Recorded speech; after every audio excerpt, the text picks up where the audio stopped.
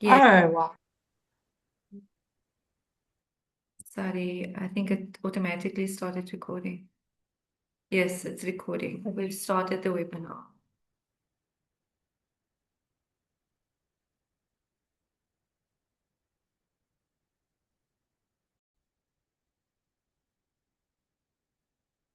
it's some of the note takers.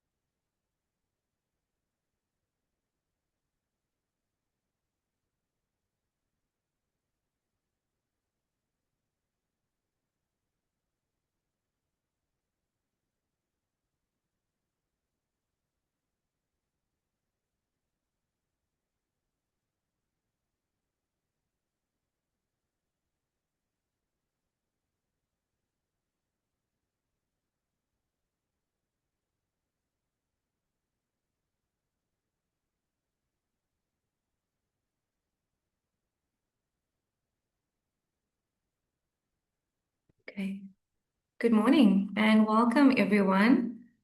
I think we are ready to start our webinar.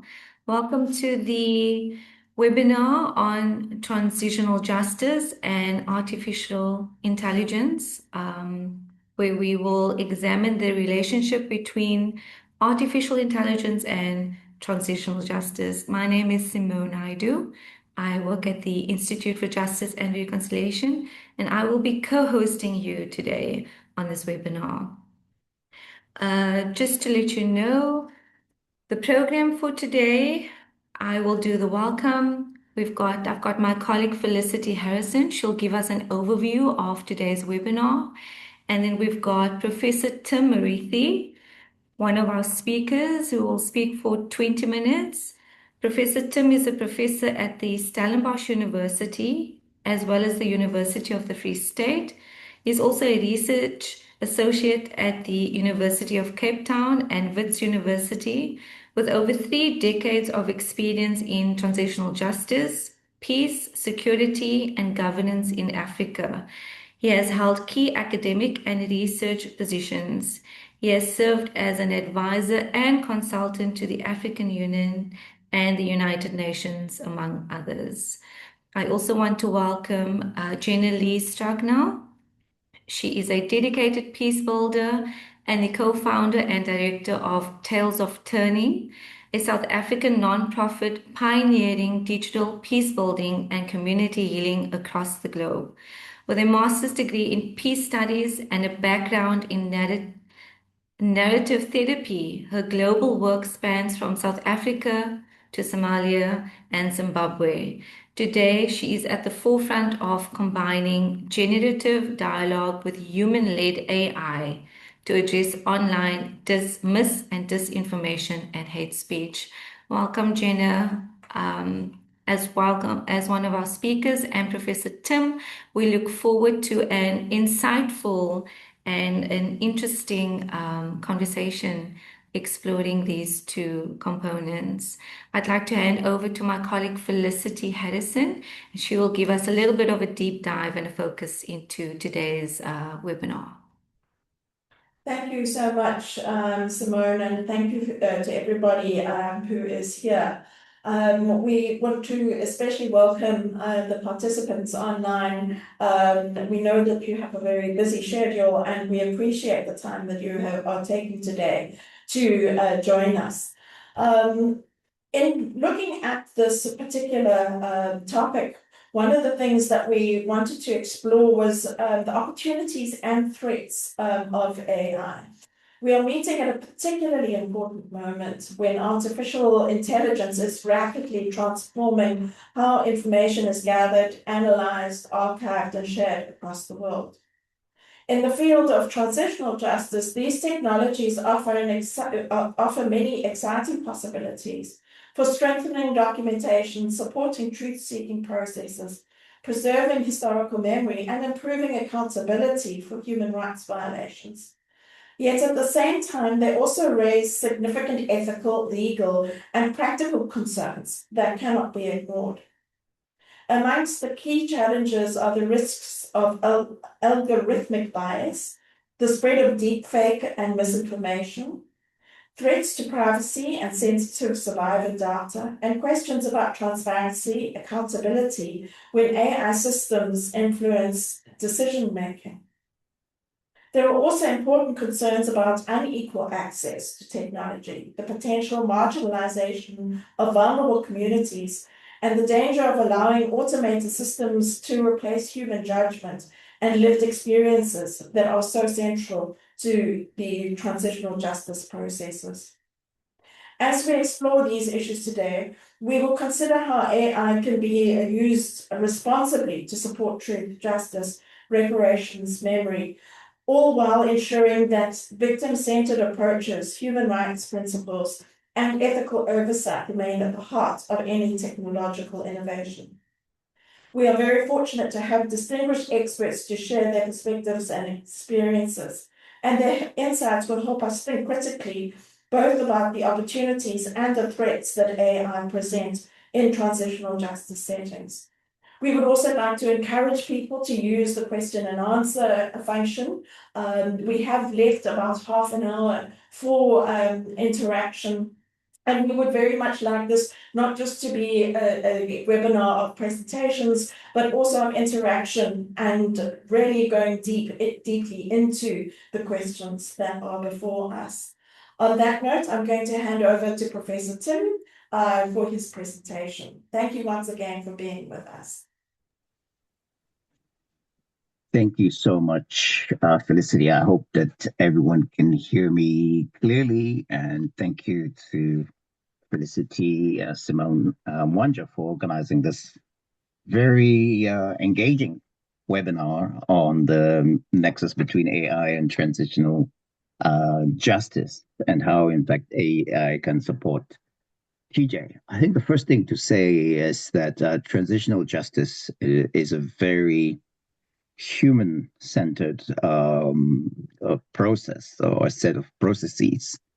And so in that respect, at least in the near term and the medium term, it's one can actually say quite clearly that AI will not be able to replace and cannot replace human actors, human intervention, human empathy in processes that are very relational, that require what we call ultimately healing and reconciliation. It's very much an interpersonal process and requires people to accompany other people in their journey to deal with the past. So transitional justice essentially seeks to deal with the past, especially past violations, human rights atrocities, and utilizes mechanisms such as truth-seeking, truth recovery, mechanisms such as truth commissions, like we had the South African Truth and Reconciliation Commission, for example. It also utilizes processes of redress and accountability, so restorative justice, retributive or punitive criminal justice, and then also processes of institutional reform and constitutionalism as we set up systems of democracy. So in that respect, TJ is very much, as I said, a human-centered process. And in the medium term, it's highly unlikely that AI can, in fact, replace human interventions in terms of TJ. But AI can help societies, particularly societies across Africa, to deal with the legacy of conflict, authoritarianism, mass human rights violations, by providing that additional capacity to process information, identify potential risks, provide analysis that can inform the decision makers of the right path to take. But let me first probably start with the threats, because I think there's always two sides to the coin, and AI does introduce a number of threats in the sense that it also provides the prospects in terms of the way AI is programmed. It does provide the prospects for AI to be utilized to actually divide societies in much more profound ways, by targeting ethnic divisions or ideological divisions. And in fact, we're already seeing that at the moment around the world, where algorithms have divided societies, have divided people into different constituencies, and people are very happy, particularly on social media, to exist almost entirely in a bubble, in an ideological bubble, without interrogating different perspectives, which is exceptionally dangerous for societies. And AI has contributed to that. Secondly, AI can also be misused by governments, other nefarious actors to actually surveil societies. We talk about surveillance capitalism at the moment. We talk about data privacy violations. The whole issue of data sovereignty has come to the surface about people, in fact, having a right to maintain their own data. And every time we interface with AI, we actually provided additional data that ultimately can be utilized against us. And globally, we haven't established the guardrails that are going to enable us to be able to actually regulate this in an effective way.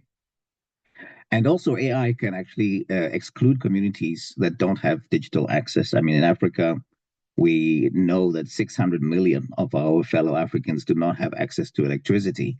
And also, in terms of the programming of AI languages, a predominant amount of that work is being done outside of the African continent and then being imported.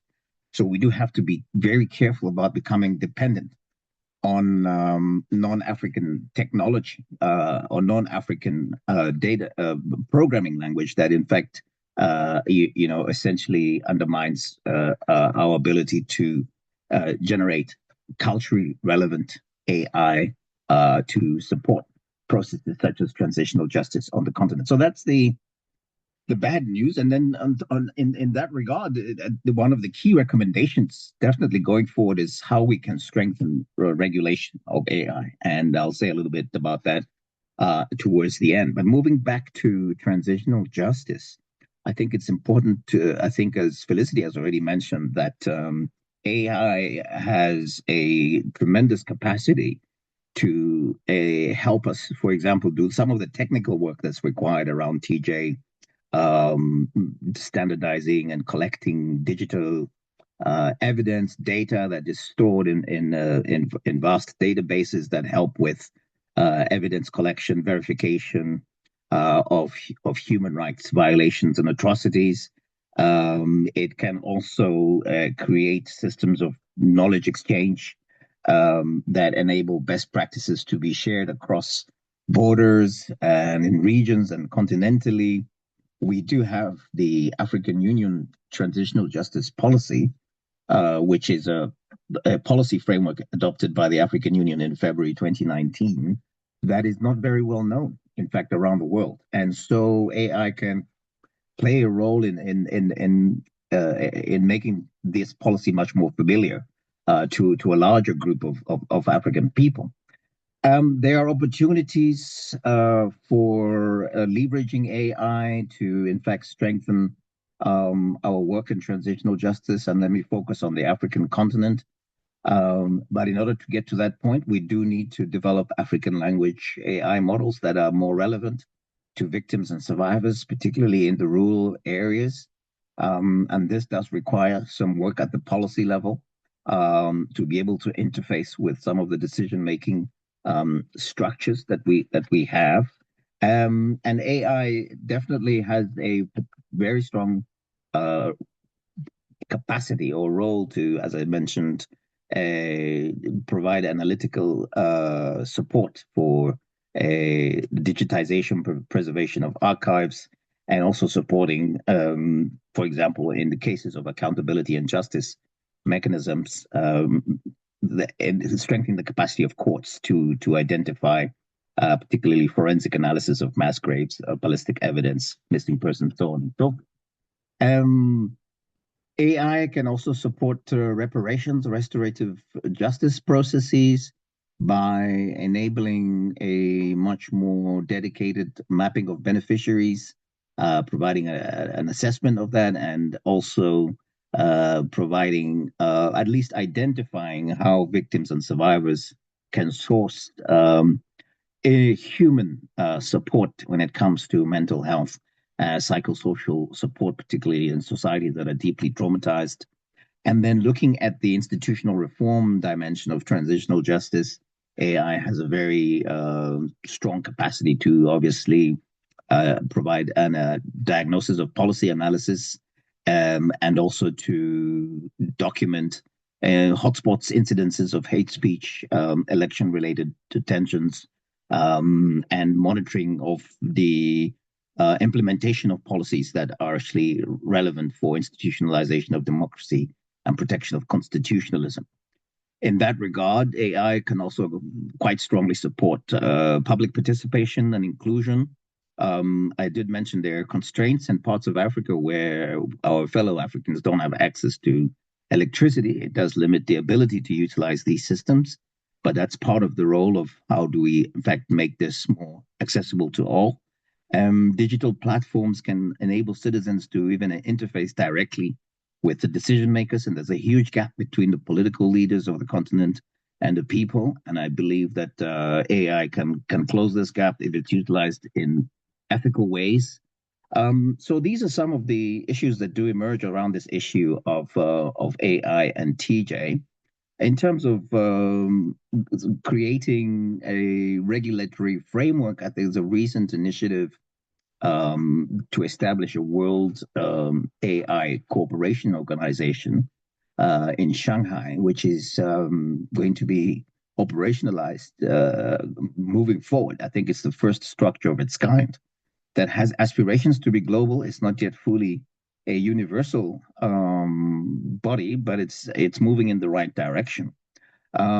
We also have within the African continent an African Union policy framework, or at least set of guidelines on AI that seek to create AI that has integrity, that is also culturally relevant to the African continent, and seeks to do no harm rather than to be manipulated for for political advantage. And so these are some of the issues that we need to focus on moving forward in terms of policy. How do we create the regulatory framework to ensure that AI is not abused to undermine societies, but in fact becomes a tool that is accessible to a vast or the widest number of people, particularly through open source platforms, to enable societies and governments to actually um, heal their societies from the violations of the past. And linked to that is the issue of, in fact, thinking outside the box of how AI can be programmed in different languages such as Swahili, Amharic, Hausa, Zulu, Kosa, so on and so forth. It's something that we haven't applied a lot of thinking to, and this enables it to become culturally more relevant to the African continent.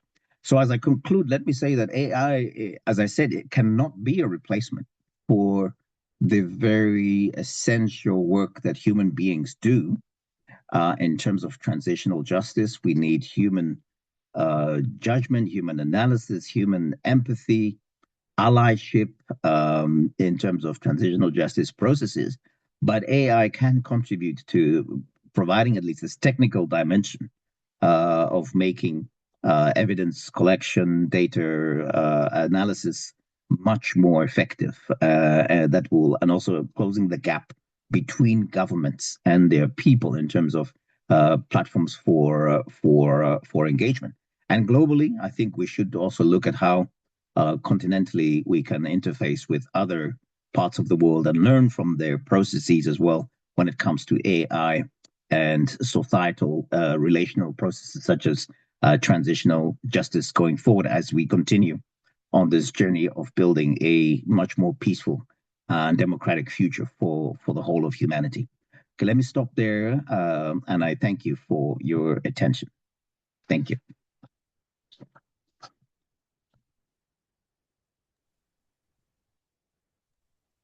Jen, are you going to go straight through? I think just carry on unless Simone's coming back. Okay. Thank you. Thank you, Professor Tim. Yes, we'll now hand over to Gina Lee, and we look forward to your presentation. Thanks so much. It's a great honor to speak here with you today, Professor Tim, and really interesting listening to the depth of what you have to say. And so, as we hear from Professor Tim, how AI is really is used to spread mis and disinformation and hate speech. It's also used to cause polarization and increase tension. So it becomes really difficult to have the genuine dialogues that we need to have. And it is also leading to offline violence. And in the context of transitional justice, it's also distorting our stories with disinformation and manipulating narratives. So what I'm going to share now is really a case study of how AI is affecting our communities and social cohesion, And it's really relevant to the current context of South Africa. So Tales of Turning is a nonprofit organization. I'm one of the directors. My background is in psychology and narrative therapy. I also have masters in peace building. The other two directors are Stefan Snell and Jeffrey Mamputa, who are very experienced conflict mediators. They were part of the anti-apartheid movement, the peace accord, the transition to democracy in South Africa, and they have continued to mediate conflicts with gangs, taxis, and also continued to support the IEC with its peace building capabilities. So all of this is really to say that at the heart of our organization is a deep understanding of people.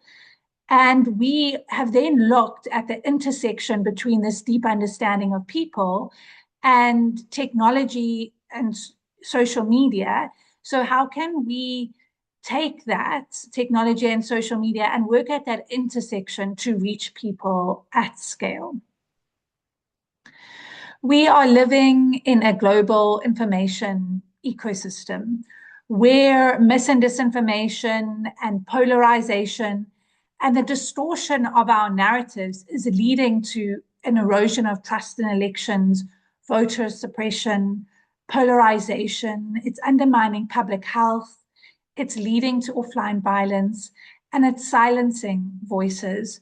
And AI has really amplified the capacity for mis and disinformation. So it's become really easy using AI to create really real looking social media accounts with histories and real looking profile pictures, and also to really generate a lot of false narratives that have nuanced differences that can't be picked up by spam detectors. And AI bots also have the capability to have chats and continue the conversation that people are trying to have and not get tired, because it's obviously a bot. So it's really amplifying the extent of disinformation. And with its rapid advancement, it's hard to keep up with the developments. Also, of course, we have deep fakes now, where you can have really real looking images that are part of disinformation, and they're generated by AI. So the example I'm going to use is the recent anti-immigrant sentiment in South Africa. So what we do is we use social media listening tools to pull in all the data from public social media. And then we analyze this so we can find what people are talking about, how they're thinking about different issues, how they're grappling with these issues. It allows us to see when there's spikes in mis and disinformation and hate speech, when there's warning signs of violence. So it also lets us build early warning systems, as well as understanding the narratives and the different themes. By having these deep understandings of the narratives, it also provides us with entry points to dialogues. So in the recent anti-immigrant sentiment and in the lead up to the 30th of June protests, we were pulling in the public social media content and doing an analysis on it. So we found that anger was one of the lead indicators and warning signs of offline action and offline violence. You can see how the anger spiked in the lead up to the 30th of June protests. Other key indicators was that there was an increase in dangerous speech indicators, which include hate speech and inflammatory rhetoric. So these spiked in the lead up to the 30th of June protests, and then there was a dip. Possibly the dip is because of warnings from the government and a calming in the rhetoric of certain organizations.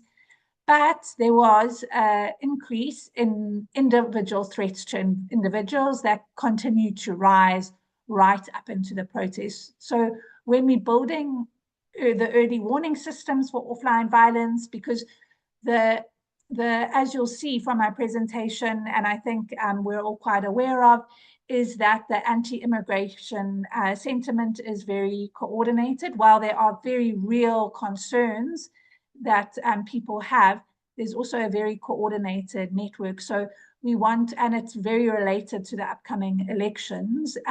So in the lead up to the elections, we want to continuously be monitoring and have an early warning system so that if there is a potential for violence, we are alerted to it before offline violence occurs. Also very significant, and you'll see why it's so significant when I talk about our interventions, is that there was really a lack of positive content about foreign nationals in a lead up to the protest. So you can see the green at the bottom, and that shows that there was just really a flat, very low amount of positive content. And then the red on the graph is the negative content, and you can see how that spiked and increased in the lead up to the 30th of June protest. And so what the report suggests is that had there been more positive content that was amplified, it could have really shifted the conversation and also possibly the offline situation. So in our analysis of the public social media content, there was a lot of signs of mis and disinformation. So we used software to do a network analysis, and we found that 27% of the conversation was coordinated by disruptor accounts or bots. And so this was a very manipulated and coordinated part of the conversation that then pulled in the general public into this coordinated conversation. So what is also suggested in this analysis that had there not to be such a 27% of the conversation that was so manipulated and coordinated with this information, and that was pulling in the general public, the conversation would look very different. Also in the network analysis, you can see the clusters of disinformation and how they're working together. So the clusters on the left are all South African accounts. And you can see clusters of coordinated disinformation. So with accounts seeding the disinformation and the other accounts resharing it, and how these clusters are working together. So there's high levels of coordination. Also very interestingly, on the right is international accounts that are international movements and white supremacist accounts that are seeding disinformation around foreign nationals. And you can see how that's related to the South African network and how they are feeding in to that disinformation. So that connection also needs further analysis and looking into. So what we do with all these reports is that, and the network analysis is that obviously there are so many incredible organizations on the ground working to prevent attacks against foreign nationals and to prevent violence. And so what we do is we share these reports and findings widely so it can support the on-the-ground work. And then we also use them for our own interventions. So what we've done is we've taken conflict mediation and psychology and what you would do in in-person dialogues and adapted them to the online environment. And there's three pillars to this approach. The first one is calming the conversation. The second one is deepening the conversation. And the third one is amplifying the positive. We developed a methodology called social truth queries. And what this is going onto social media, and when there is a post that looks like disinformation, asking a question like, is this true? Where did you get this information from? Are you for real? So it's really just posing a question. And what we found is that we've done 3 studies with the University of Washington and the University of Zurich, that this shows that this prevents the spread of mis and disinformation by up to 82%. I love the graph on the screen because it shows how it calms the conversation. So The blue is where the truth query is applied, and the gray is the control group where it's not applied. And you can see how it decreases the likelihood that people will share the disinformation, trust it, or believe in its accuracy. There's also neuroscience behind this. So, well, it's a really simple technique of asking a question. When we know that mis and disinformation makes us angry and afraid, so it emotionally dysregulates us. When we are emotionally dysregulated, the critical thinking part of our brain shuts down. A simple question reignites that critical thinking part of our brain. So it just gives us that moment pause to think, do we really want to be sharing this? And why this is particularly relevant to many of the disinformation efforts, but particularly the anti-immigration sentiment, is that there's very real conversations to be had. People have very real trauma, very real grievances, very real pain. But when there is, and for us to really look at next steps and work together, we have to have very deep dialogues about the way forward. But disinformation makes people so angry and afraid that it's very hard to have those real dialogues. And because it's so prolific and so coordinated, it's really muddied the waters for us to have the real conversations that we need to have. So that's why we're at scale looking at calming the conversation so we can have those deeper dialogues. And that's the next phase. The next phase is deepening the conversation. So again, the in-person dialogues that many community-based organizations are having on the ground are so important in deepening the conversation. And then we also know how much time people are spending on social media and how that is a site for polarization. And it's also shaping people's attitudes and beliefs. So how can we take these very real, on the ground, incredible dialogues and influence the social media space and get people to have dialogues on the social media space? So what we do is we've taken psychology and conflict mediation and what you would do in in-person dialogues and adapted that to the online space. So it's listening to really understand the other person's perspective, asking them curious questions to really go deeper into why they're feeling the way they are and what are their lived experiences that have led them to feel this way. And then continuing the conversation to ask curious questions to get them to reflect on some of the harmful beliefs that they may have. Because of the success of this, we've started using AI to amplify our efforts with a human in the loop. So what we've done is we've trained people in these methodologies. We've trained peer educators, community-based organizations, university students. We've also done training across Africa and Somalia and Zimbabwe. And so we have people that are now experienced in this methodology. They've done the training, they've done a mentorship programs. We also have practical online sessions that they join. So what the AI does is it detects mis and disinformation and harmful speech on public social media. It's trained in our methodology to suggest a response. And then there's a human in the loop who is the trained digital dialogue facilitators who volunteer to then take a look and see if the post is appropriate, if they would like to post it, or if they would like to edit it. And so this is a really great way to keep it ethical by having a human in the loop, but to start scaling up the methodology. The third part of the approach is amplifying the positive. So what we do is we take a narrative approach that communities are the experts of their own lives. They know their problems and their solutions best.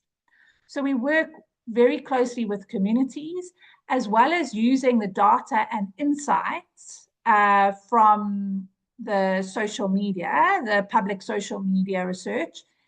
And we work with communities to co-create new narratives. So we look at how can we amplify communities' voices? How can we amplify these dialogues? And how can we co-create new narratives where everyone's voices are seen and heard and that everyone belongs. So using this narrative therapy approach, we look for sparkling moments. When are the exceptional outcomes when violence and hatred is not present? Where are outcomes where foreign nationals and South Africans are working together? And what are the conditions that are happening there that we can, in those instances, that we can amplify and support? We also use hope-based narratives when we are creating social media content. So instead of focusing on fear, we focus on hope. We focus on what we're for instead of what we're against. We look at people as heroes rather than victims, and we focus on the solution and opportunities rather than the problems and threats. So what this looks like in practice is that we have workshops with community-based organizations. We show them some of the data, and we look at their narratives that they would like to amplify on social media. After that, we create unbranded social media content and create that into a toolkit. And we disseminate that widely to our digital dialogue facilitators, to our network of peace builders across South Africa and globally, and also to civil society organizations. And because it's unbranded, everyone's welcome to use it. And it can really be used to amplify positive narratives on social media.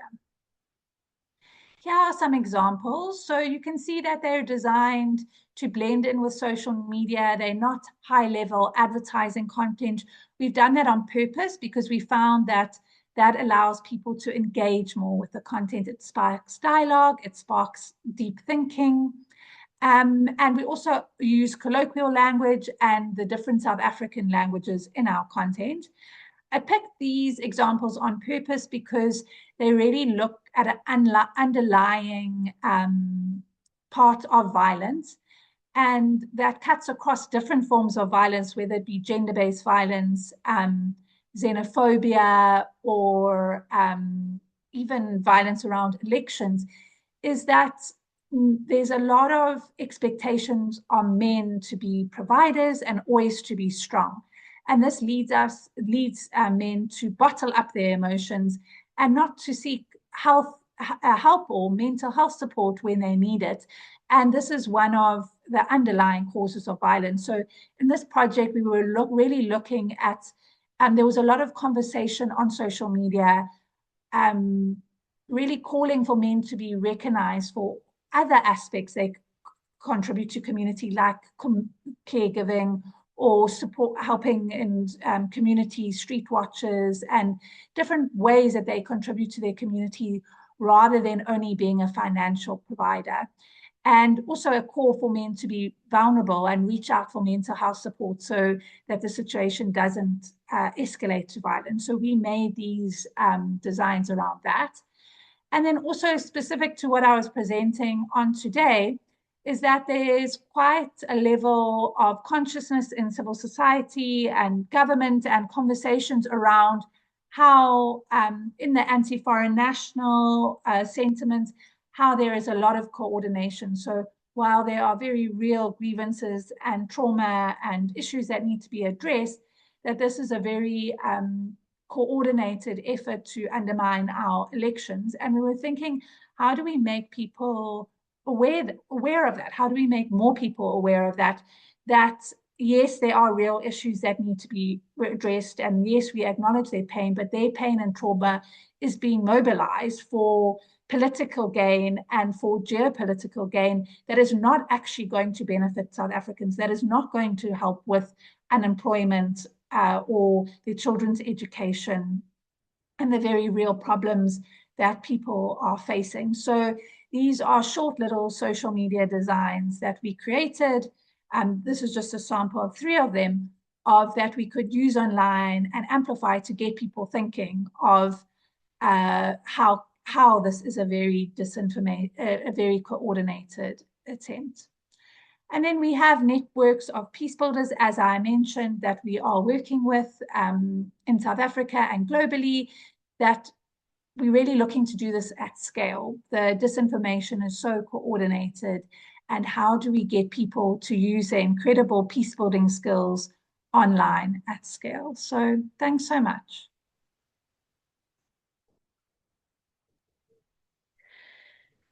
Thank you very much, Jenna Lee and Professor Tim. That was very, very insightful and I must say very, very interesting and really good to see and good to know that there are things that we can do, practical things and simple things that we can do that can actually bring about a change, a positive change. Professor Tim, I know we will allow for questions and answers now, so I will allow participants online to please share your questions. If you have any questions for Professor Tim or Jenna Lee through the chat, please send your questions through and that we could then have a look at your questions and have them answered. But key messages that I picked out from your presentations, and hopefully this is seen as in an optimistic way, to also bring us back to ourselves. Professor Tim, what I appreciated or what I heard was that AI it basically reflects our existing political and our social inequalities, and that transitional justice contexts require particularly strong safeguards, and that human judgment and ethical oversight remains essential with AI or not, but that remains essential. And that also victim-centered and rights-based approaches must guide all AI deployment. And then with Jenna Lee, I thought your presentation also complemented well on a more individual and a community-based approach to what Professor Tim had shared with us. And I really appreciate the narrative approach and how, as an individual, one can actually see and be empowered to know that we still have power to contribute to either bring about a negative environment, experience, an event, or we can contribute responsibly and think about our participation in bringing about change and positive change in our communities, in our families, in our homes, as well as in our nation, you know. So thank you so much. It was really nice to see from a practical and also in the field experience, looking at the recent xenophobia march and how you were able to actually do an analysis on that, as well as use AI to even counter any of the negative uprisings that have occurred, but how we can also use this in other events and other activities. So thank you so much for that.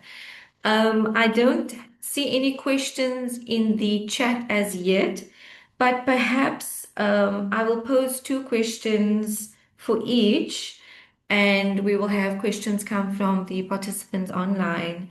For Professor Tim, with the rise of deepfakes, synthetic media, and AI-generated content, how can investigators and justice institutions safeguard the integrity of evidence and historical narratives?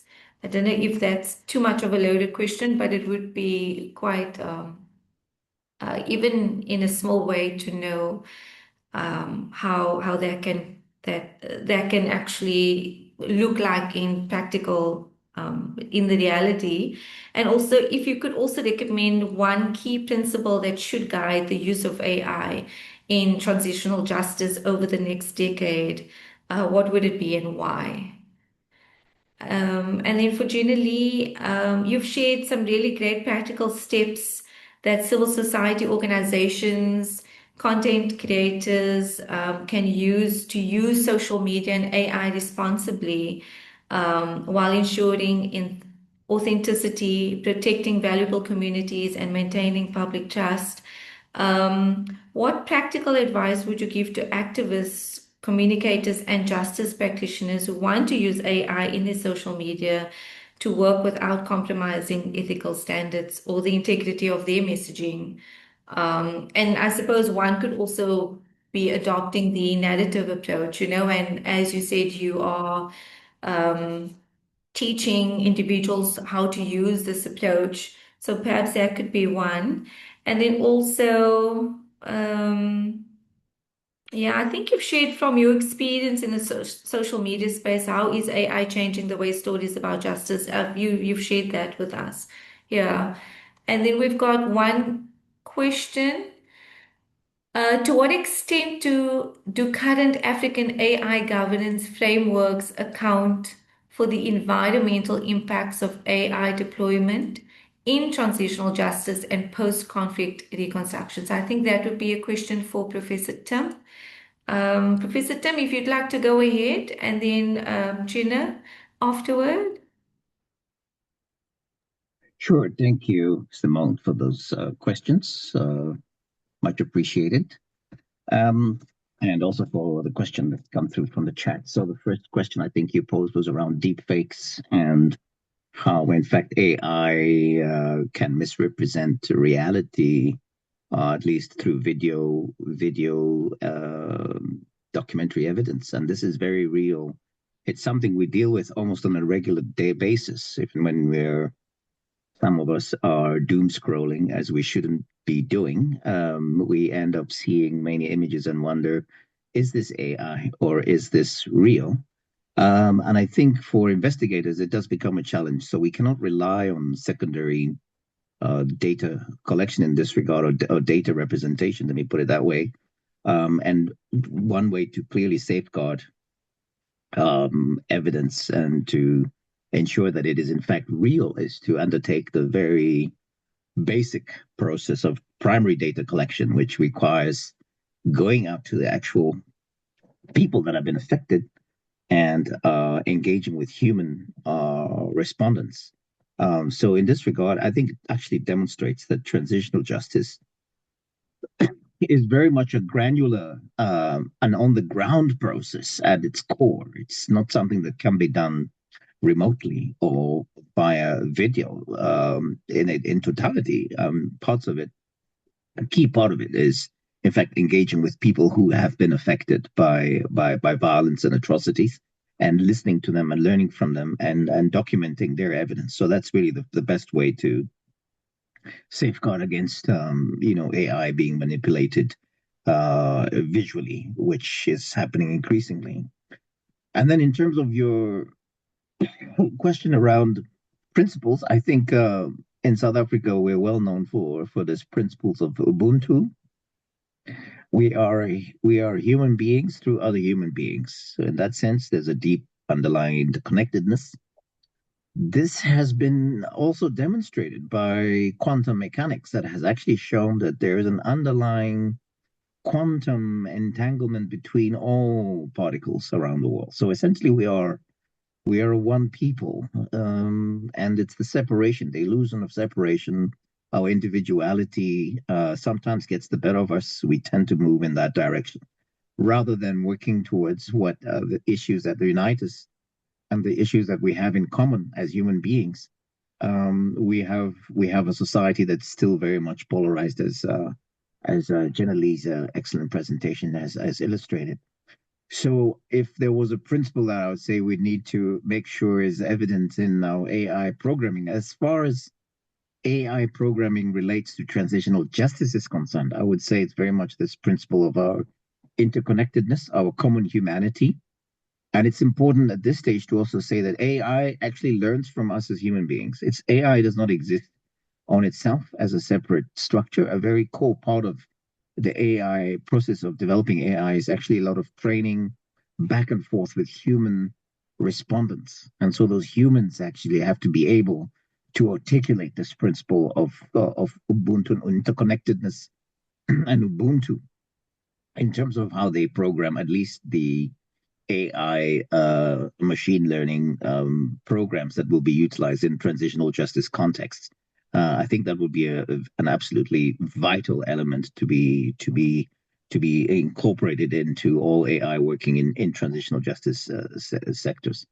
And then on the AI continental governance AI, the African Union has a set of guidelines that it has adopted on AI, but they're quite dated now. They were adopted in 2024 and are in urgent need for an update, even 2 years after the fact.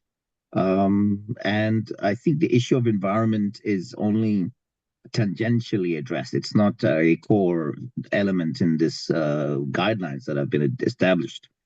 And so I would argue that, again, in the rewriting of these policies, or even in the implementation of the African Union Transitional Justice Policy Framework, the roadmap for 2026-2029, which was recently adopted and is available online for download, the issue of how AI can contribute towards environmental redress, addressing environmental crime is absolutely central and essential to what's enabling societies to deal with the past and to undertake this process of post-conflict reconstruction and development, which is essential to peace building within what is understood the broader transitional justice framework.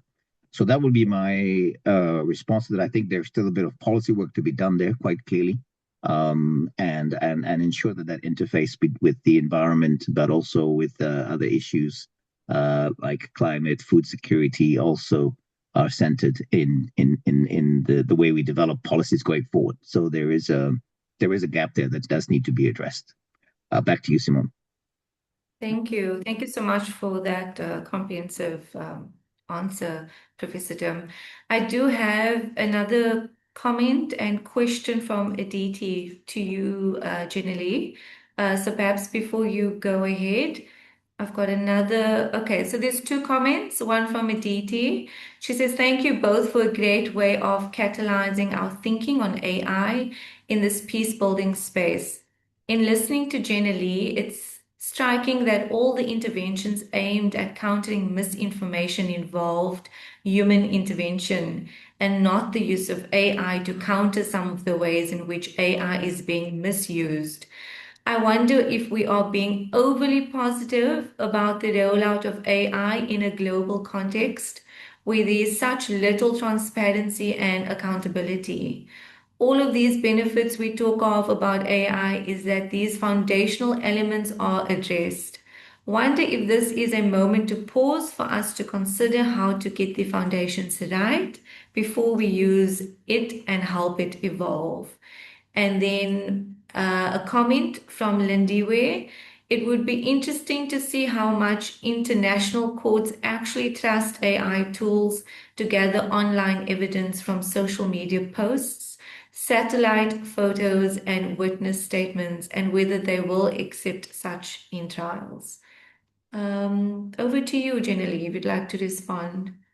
Yes, thanks so much. Those are really brilliant comments, and I really like the reflection in them. So I think AI is obviously developing so rapidly, and it is really scary. But we don't really have control over stopping that, and it's being used for so much bad. So it's same as social media. There are many negative effects of social media. So what we're really focused on is how can we use these tools for good. And I absolutely agree that the humanity has to be the core of that. And that's the core of everything that we do. So you can see how it's really positioned of, there's this incredible work being done on the ground. Communities are at the forefront of preventing violence. And how do we amplify their work that they're doing, their voices, and get that to input into this social media space, which people in South Africa spend, I forgot the exact stat, but I think globally it's like 2.5 hours a day. In South Africa, it's even higher. It's something like 3.2 hours a day. So it's really shaping people's beliefs and attitudes. And how can we make sure that we're inputting our wisdom and our community's wisdom into that and using it as a space for dialogue and reflection rather than as a space allowing people that really have bad intentions to manipulate that space. And I think also what's really core about our methodology is that we're not telling people what to think or what to do, or that we hold the truth. We're trying to get people at scale to critically engage with information online and to self-reflect. And also we really are take a really trauma-informed response. So how can we look at root causes of trauma that trigger people to offline acts of violence, or to just share disinformation because it's triggered their trauma. So we're really looking at that self-reflection. And then what do we don't just come up with narratives ourselves. We work very closely with a broad range of communities. What narratives do they want to co-create and then amplify online? Also, the public social media data gives it's a way of deeply listening to thousands and thousands of people. And that really inputs into the process. So definitely the humanity is what's exciting for me. And then the AI and the technology and the social media really becomes, how can we do this at scale? Like if there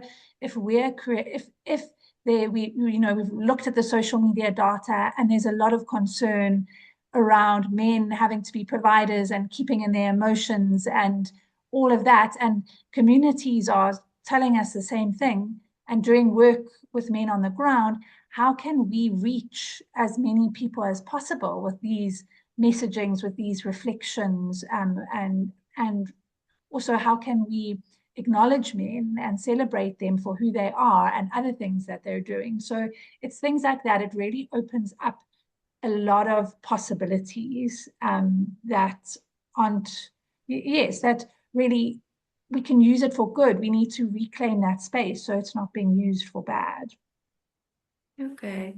Well, thanks for that, Janelle. I'm going to hand over to my colleague Felicity. She'll just give us a brief summary before we close today's session.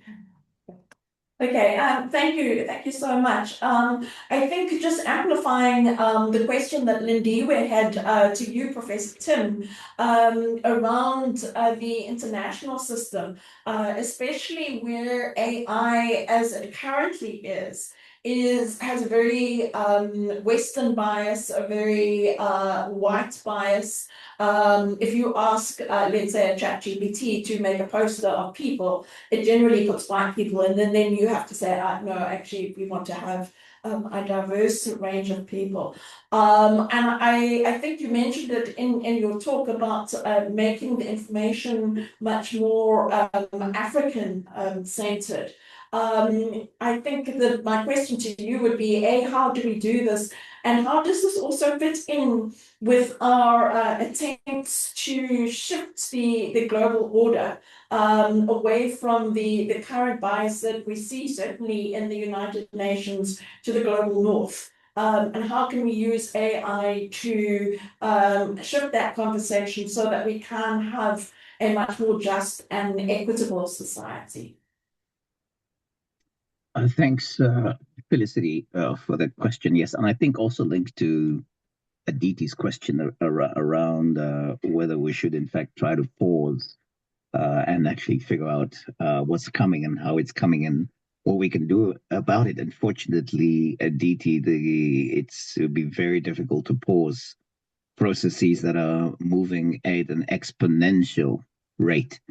And in fact, there's a huge gap in terms of global governance on the issue of AI governance. It's quite massive. It's an emerging issue right now. UN, the United Nations, has issued a number of policy guidelines and so on, but we don't have any system of regulation that actually can roll back or at least regulate efforts to make sure that AI has integrity and is ethical and is not used for harm. And it's some of the leading technology entrepreneurs that actually have been warning us about AI, the so-called tech brothers,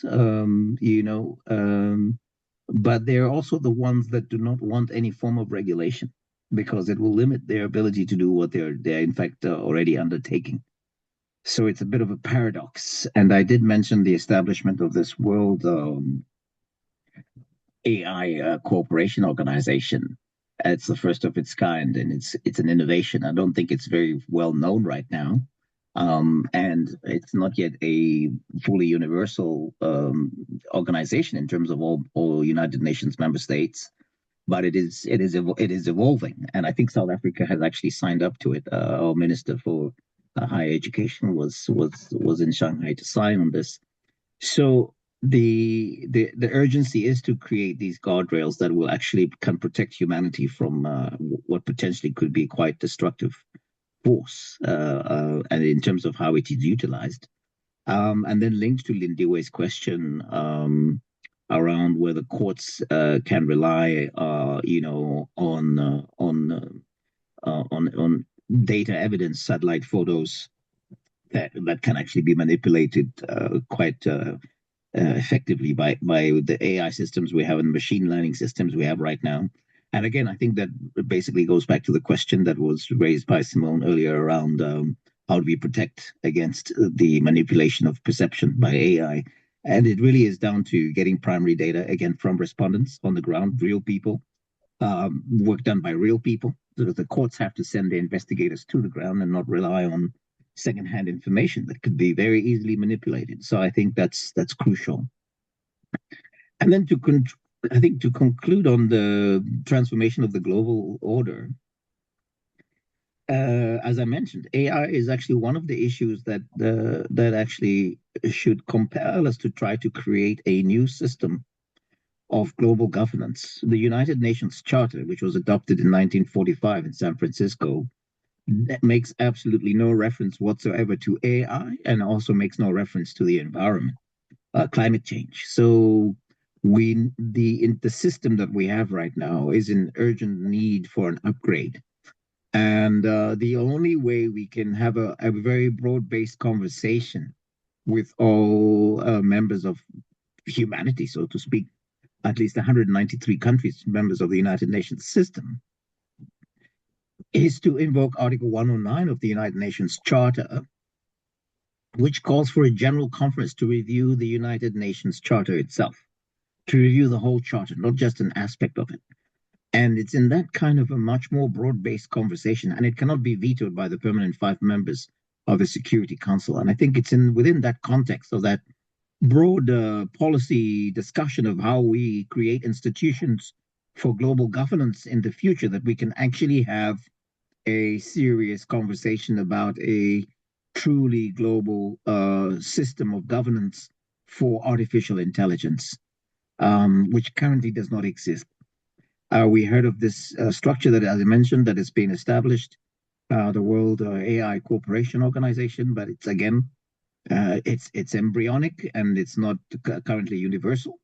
And the conversation has not been global in that sense. So we do need to still go back to the issue of creating a system of global governance with global regulatory frameworks and, in fact, laws which can be adjudicated in the International Court of Justice um, through this Article 109 provision that will trigger a general conference to review the United Nations Charter. So I believe that should be for all AI activists, for all those who are pushing for AI governance. I believe Article 109 is the pathway to actually get to that point where we can sit around as humanity and, in fact, decide on how we are going to regulate AI for the whole world going forward into the 21st century. And I think this is an urgent undertaking that we need to push on because, as I mentioned, the AI itself is growing at such an exponential rate that we are not necessarily going to be able to keep up with it if we just rest on our laurels and let the system evolve, without any kind of guardrails or controls or regulatory frameworks going forward. So let me stop there, Simone. Thank you. Okay, thank you so much. There's no other questions or comments. Okay, it seems as though that is all the questions and comments we have. Thank you again, Professor Tim and Jenny. I think what is again, we acknowledge that AI presents significant opportunities for documentation, accountability, memorialization, and institutional reform in transitional justice settings. At the same time, it also introduces serious risks relating to bias, surveillance, misinformation, privacy, as well as exclusion. Um, and the central challenge for policymakers and practitioners will be developing governance approaches that ensure AI technologies are deployed ethically, transparently, and in ways that uphold human dignity, accountability, and long-term peace building. But I just want to add to that again, I think this is also giving us an opportunity to also reflect and even address the challenges that already exist there. And one being, if we look at the psychology of things, attending to addressing to the struggles that men face, being a provider, having to not show and express any emotion, and how that plays out in our communities, and not only communities, but those individuals and any individual that has fear, that has trauma that hasn't been dealt with, are the individuals in our societies. It's each one of us. And that is how we show up in our societies and in the world. And that is where we make our decisions from, our choices, and how we contribute to the world, in our societies and in our families, and how we show up for one another.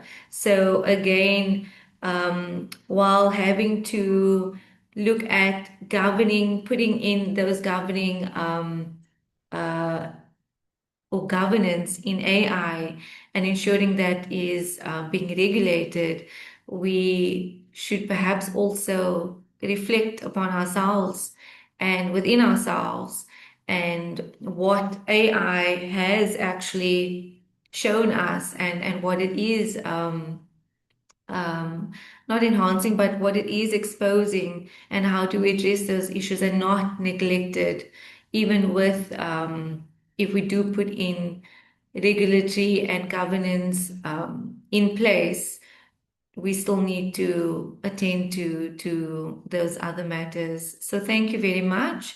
There aren't any other questions or comments. I'd like to hand over to my colleague Felicity as we close this webinar. Thank you so much, Simone. As we were just talking, I was reminded of the example of how in South Africa we need to definitely take an interest in and also hold our governments accountable for our own regulatory framework. The bill that was presented a couple of months ago ended up being AI generated itself, with some of the problems that come along with AI generation. So I think we also need to be very proactive in terms of looking at what government regulation is and making sure that the ethical, human-centered requirements are taken into account. I think the point is very well made by both Jenna Lee and by Simone about how online activity does not necessarily promote critical thought.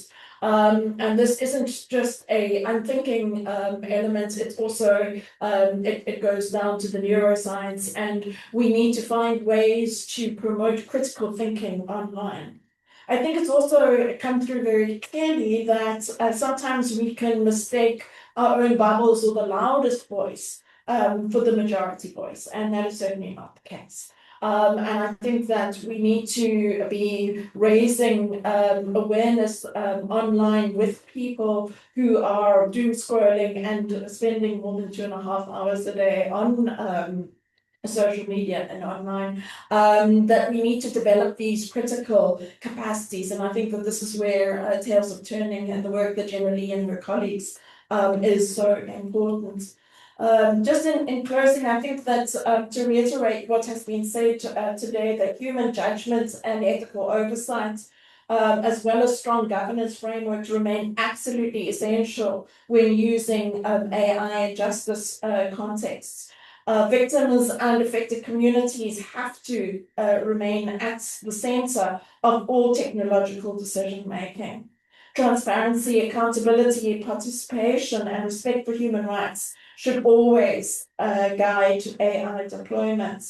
We're going to need an ongoing collaboration between policymakers, practitioners, technologists, and civil society, as well as survivors, and using all of these stakeholders, and including all of these stakeholders, will be critical to shaping our response to AI governance. The challenge ahead is not whether AI will influence transitional justice, but how it affects transitional justice, and how we will ensure that justice, dignity, and lasting peace can be fostered by AI and not thwarted by it. So I would like to again thank everybody for being here. Thank you to Simone for facilitating. I look forward to continuing this dialogue, but I'm now going to hand over to Simone. Thank you, Felicity. I think we have come to a close. Thank you again, everyone, for joining us. I hope that you've gained some value out of this webinar today and that we continue to have these conversations and keep in mind the insight that we've gained and how it is that we can take it with us in our practices, in our organizations, in our homes, and in our families, as well as taking it up to government level and and in everything that we do in our everyday lives. Thank you so much, colleagues, as well, Professor Tim and Lee, for your insightful presentations. I thoroughly enjoyed your presentations as well as the discussions that followed. I hope that everyone enjoys the rest of your day and that we get to engage in these matters further beyond this webinar. Thank you so much.